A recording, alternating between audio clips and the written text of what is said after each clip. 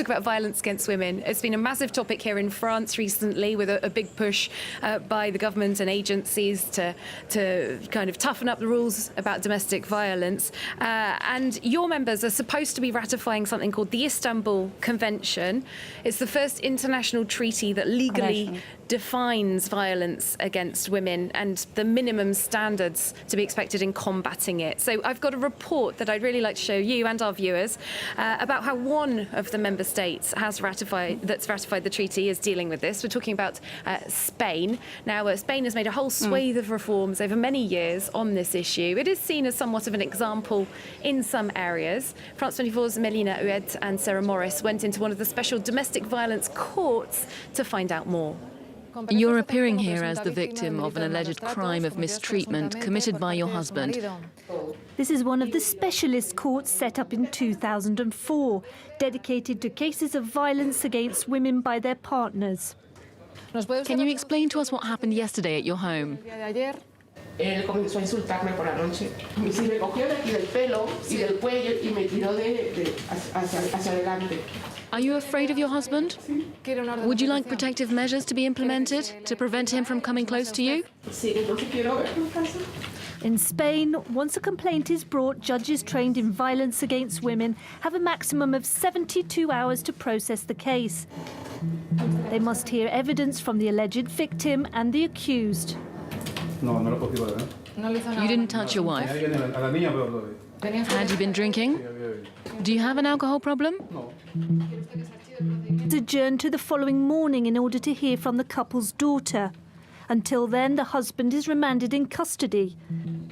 If the judge finds sufficient evidence, a quick trial will be organised within 15 days in these same courts. You're accused of making threats within the household. You can, if you like, accept the facts of the case. Duly noted. Do you also accept the sentence proposed by the prosecutor for that instance, community service? When the evidence is overwhelming, often the defendant pleads guilty before the trial even begins and has his sentence reduced. But preventative measures are taken to protect the victim. The most important thing to keep in mind is that for the next 6 months, he cannot get near you nor contact you. If the man breaches the order, his sentence could be changed to a jail term. The law sets out stiffer sentences for crimes involving this type of abuse. If these threats had taken place outside a relationship or a household, we'd be dealing with a minor crime. And if the victim hadn't filed a complaint, there would have been no trial. But this case here is different. These threats fall under a special category called violence against a woman in a relationship. And this means the victim doesn't have to file a complaint. The state acts directly on her behalf. All right, one example there from Spain of how the situation, the judicial situation, the laws and the frameworks are changing regarding domestic violence.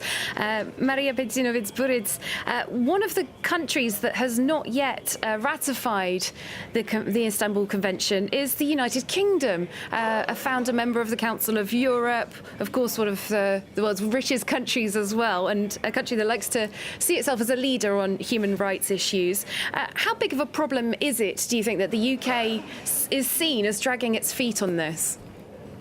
Well, in general, let me say that out of 47, there are 45 that have signed the Istanbul Convention, and so far 34 that have ratified. And indeed, in the last 2 years, in 10 of our member states, it entered into force. It is actually some of the countries that haven't yet ratified the convention. The issue is sometimes posed the relation between Istanbul Convention and the national constitution, or in some there are misconceptions about what is real meaning and real provisions in the Istanbul Convention. And let me say, because the full name of the convention is Convention Against Violence Against Women and Domestic Violence, so that speaks by itself. The convention is there for two purposes: to protect to prevent, to protect the victims, and then prosecute the perpetrators. So nothing more, nothing less than that. But unfortunately, in the discourse in some countries, there are misconceptions which are based on just basic, not truth, talking about something which doesn't entail ratification of this very unique golden standard for protecting women against violence. And let me say that no place in the world is a safe place for women against domestic violence and domestic violence. So we certainly need, even in more very developed countries, to have a better standard, in particular from what we've seen from your just in Spain, the especially judiciary and the police and the interagency work internally needs to be better coordinated and enhanced. As I said, the United Kingdom, one of the countries that hasn't yet ratified the Istanbul Convention. And there have been other concerns for human rights defenders in the United Kingdom, particularly in the context of Brexit, the UK leaving the EU. The government has not given assurances that it's not going to repeal or replace its own Human Rights Act once it's left the EU. Are you concerned that the UK could be about to dilute its own human rights? You know, the European Convention on Human Rights is the convention out of 220 that the Council of Europe has over 70 years developed. And this is the first convention, actually, our whole human rights, Court of Human Rights in Strasbourg is based on that it provides the possibility for every citizens of our member states of Europe, almost excluding Belarus, to have access to the court if they are not happy with their domestic legislation. So we believe it's upholding the best standard in the world on human rights. So we believe that the UK, as a founder of the Council of Europe, will remain faithful to the convention and to excellent work that is done by the European Court of Human Rights. And I don't see that Brexit should directly impact on that. Would you be asking for assurances from the UK on that, very briefly?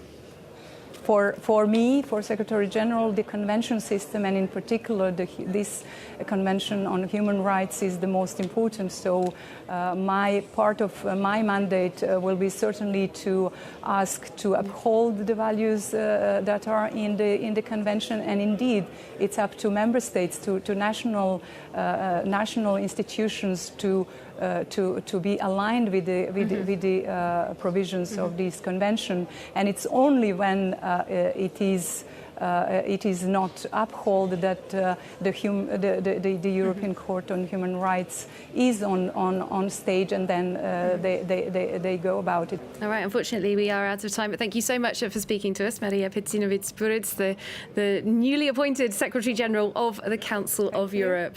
Thanks very much. Well, thanks to you as well for watching Talking Europe. Do stay tuned.